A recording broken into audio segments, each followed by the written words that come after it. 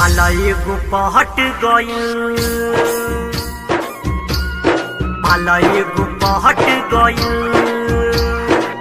आ बेचे गहिनी के रैया के दाल, माला एगो पहट गइल। माफूज रिकॉर्डिंग स्टूडियो को साला चौक सीतामढ़ी। भाव मोल्हावत हाथ जमोरा सट गइल, भाव मोल्हावत हाथ जे मोरा सट गइल। बेचे गइनी के रैया के दाल, माला एगो पहट गइल। बेचे गहिनी ही मसूरी के दाल, माला एगो पहट गइल।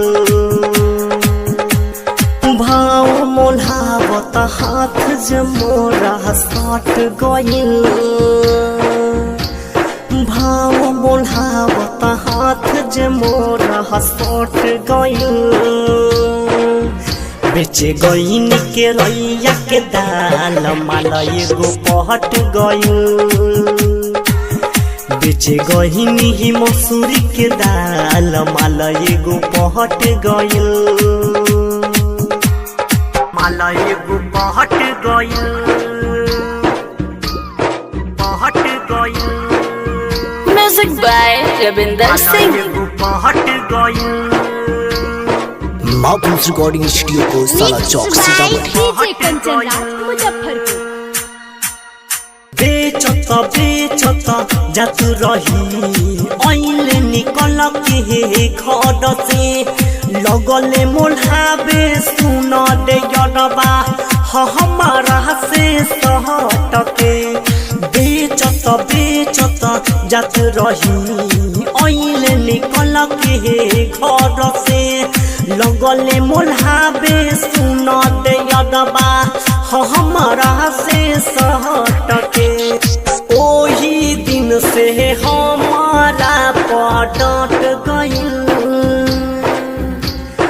ओही दिन से हमारा पटट गइल। आ बेचे गहिनी के रैया के दाल, माला एगो पहट गइल। बेचे गहिनी ही मसूरी के दाल, माला एगो पहट गइल। माला एगो पहट गइल, पहट गइल। माला एगो पहट गइल। माफूज रिकॉर्डिंग स्टूडियो को साला चौक सीतामढ़ी। मुजफ्फरपुर। रोजे फेरा में उकरा जागी सहारी रात रे। मनीष अकेला पड़ल बाटे ओ करे ही याद में। रोजे फेरा में उकरा जागी सहारी रात रे। मनीष अकेला पड़ल बाटे ओ करे ही याद में।